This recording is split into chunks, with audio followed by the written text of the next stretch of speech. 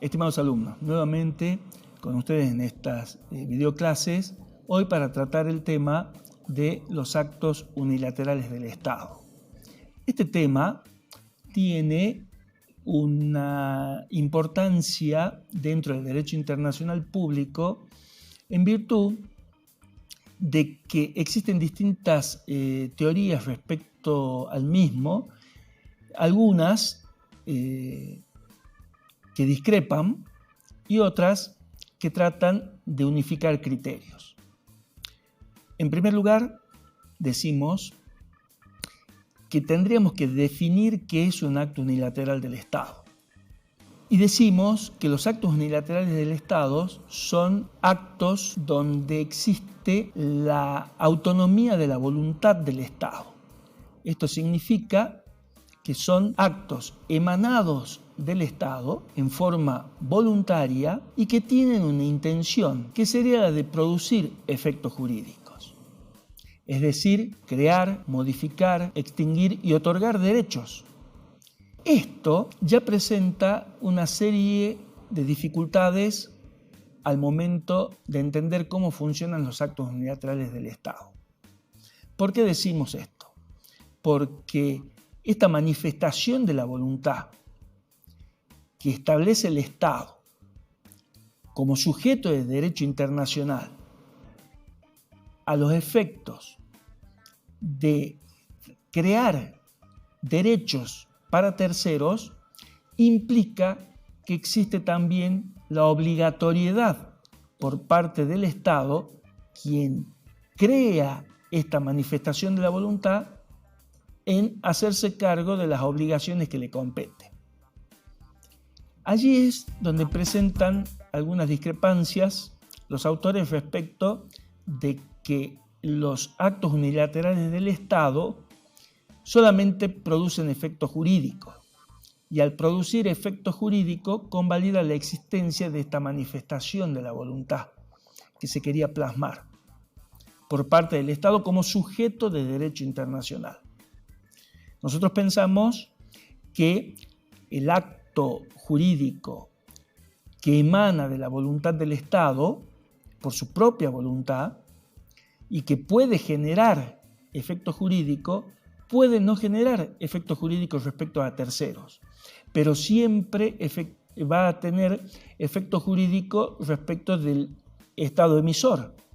Es decir, no necesariamente va a producir efecto jurídico a terceros y por ello, si no lo produce, va a dejar de ser un acto unilateral. Existen actos unilaterales que producen efecto jurídico a terceros y otros que no producen respecto de terceros, pero sí ha emanado de esa voluntad del Estado y va a producir efectos jurídicos al propio Estado del cual emanó. Así nosotros decimos y podemos clasificar los actos unilaterales del Estado en primer lugar, actos propiamente dichos y también actos que tienen características especiales, como ser la aquiescencia y como ser el estoppel. ¿Qué son estos de los actos unilaterales propiamente dichos? Aquí es donde encontramos actos que producen efecto jurídico para terceros y otros que no producen efecto jurídico a terceros, como por ejemplo la notificación.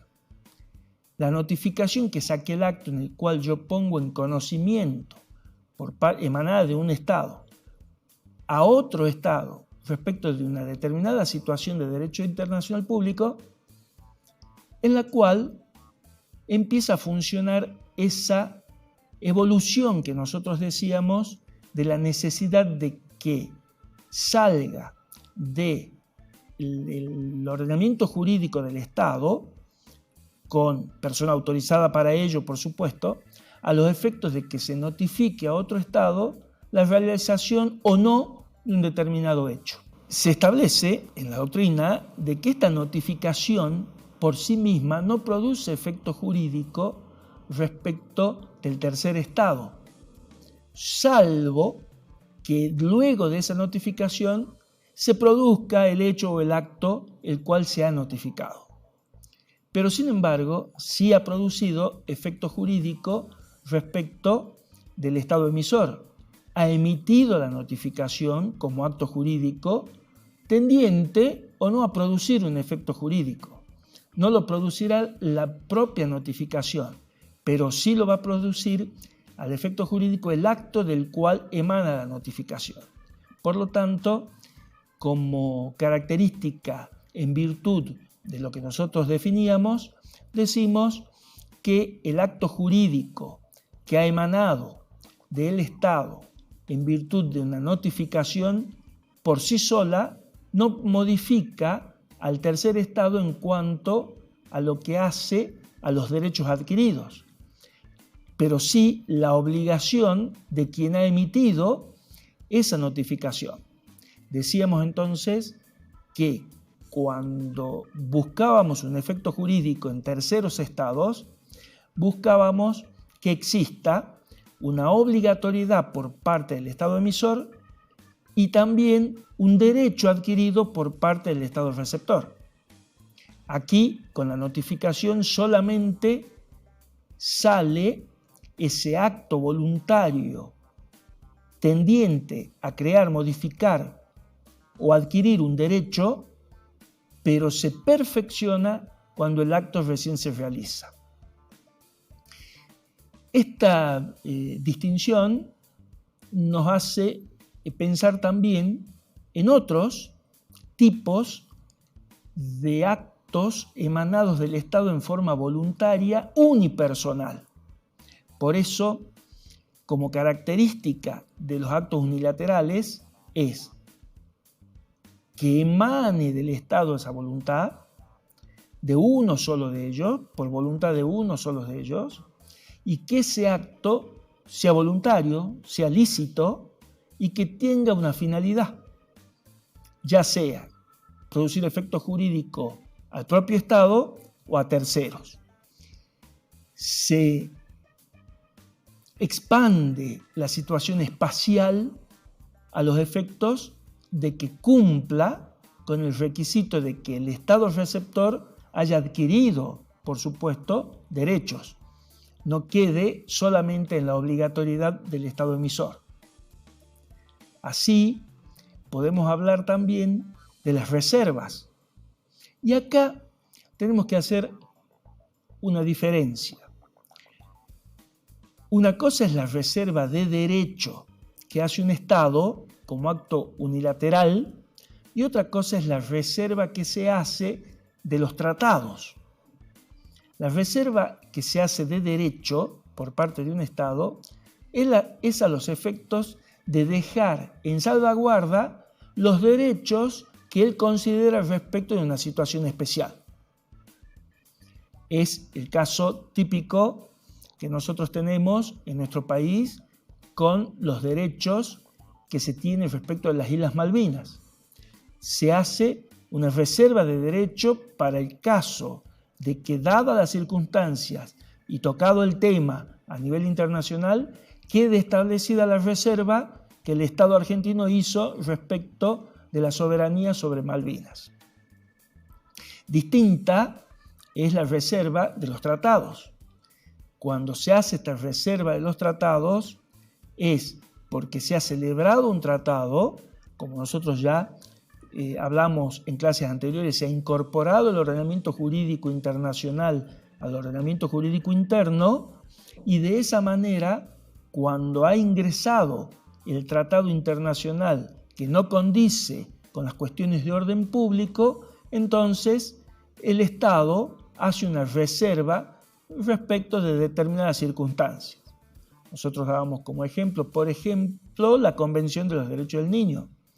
Y decíamos que la reserva argentina, una de las reservas en la Convención, era establecida respecto de que la edad que parte de la Convención de los Derechos del Niño se es niño desde el momento del nacimiento hasta los 18 años.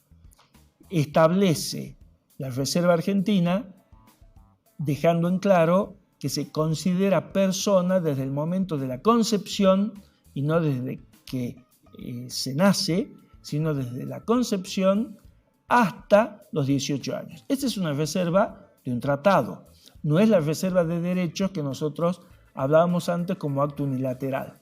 Esa reserva que se hace como acto unilateral, esa reserva de derecho, no produce efectos jurídicos respecto de terceros, produce efectos respecto del Estado que hizo esa reserva porque se está cubriendo de la existencia de ese derecho a los efectos de posibles tratamientos que se lleven adelante.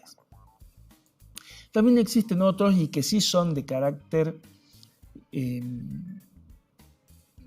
público en cuanto a se lo toma como actos unilaterales que producen efectos jurídicos respecto de terceros estados. Y estos elementos presentan características que sí hacen a la objetividad respecto al derecho internacional que se trata. Podemos hablar, por ejemplo, del estoppel y de la aquiescencia. La teoría del estoppel está vinculada al ordenamiento jurídico interno. También hacemos referencia y vemos las vinculaciones que existen entre los distintos puntos del derecho internacional público en el estudio de la materia en las distintas unidades, porque la vinculamos también con los principios generales del derecho y lo vinculamos especialmente cuando hablamos de los actos propios del Estado. Es decir, este acto de manifestación de la voluntad que genera una obligatoriedad por parte del Estado emisor y sí genera una responsabilidad de respetar los derechos que se le otorga a un tercer Estado. Esta teoría de los actos propios, que es del derecho interno, se encuentra vinculada también al estoppel. Es decir, hay una transferencia allí al derecho internacional público. Yo, como órgano emisor, no puedo retrotraerme de lo que ya he establecido a los efectos que he creado el consentimiento en terceros estados de que han adquirido un derecho en virtud de mi obligación de respetar ese derecho, para lo cual tengo las reglas y los principios generales del derecho para hacerlos cumplir. Y en cuanto a la aquiescencia, está vinculado fundamentalmente al silencio. Existen distintas posturas y teorías respecto del silencio, en lo que me va a generar a mí una obligación y un derecho respecto a terceros estados. Aquí estamos haciendo referencia a que este acto unilateral del Estado, en el cual se manifiesta de una forma silenciosa ante actos realizados por terceros estados, no pueden luego ser producto de resoluciones contrarias a esa inobservancia que yo tuve en un primer momento en cuanto al silencio. Generalmente se establece que estos actos unilaterales del Estado sí producen efectos jurídicos respecto de terceros. Y si producen efectos jurídicos respecto de terceros, los tenemos que tener en cuenta también como factores de creadores del derecho.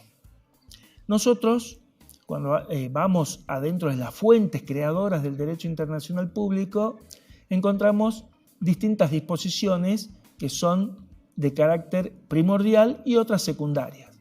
En este caso, decimos que estos actos unilaterales del Estado pueden ser fuente creadora de derecho bajo ciertas circunstancias desde el punto de vista secundario. Nada más por hoy. Muchísimas gracias.